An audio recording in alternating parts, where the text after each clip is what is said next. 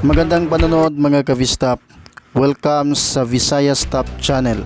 Ngayon ay Huwebes, February 5, 2026. Lumakas pa ang bagyong Sebastian sa mga sandaling ito habang nasa dagat pa. Patuloy nitong tutumbukin ang mga kalupaan sa Mindanao at Visayas.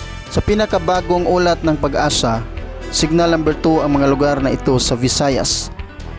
Siquijor, the southeastern portion of Negros Oriental, the southern portion of Cebu, and the southeastern portion of Bohol. Signal number 1 naman sa southern portion of Eastern Samar, the southern portion of Samar, Biliran, Leyte, southern Leyte, and the rest of Bohol, the rest of Cebu, the rest of Negros Island region, and the rest of Western Visayas. Signal number 2 naman ang mga lugar na ito sa Mindanao.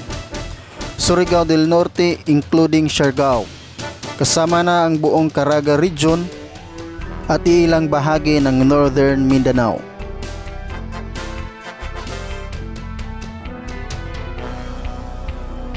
At signal number 1 naman ang malaking bahagi ng Southern, Central at Western portions of Mindanao.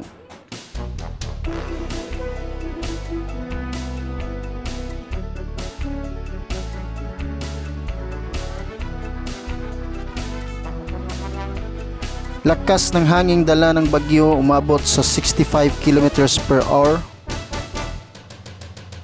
at bugso naman na umabot na sa 80 km per hour.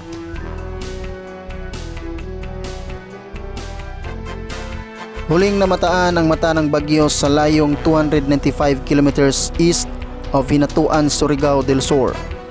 Patuloy ang paghahanda at ingat palagi mga ka-Vistap. Maraming salamat sa panonood. God bless always.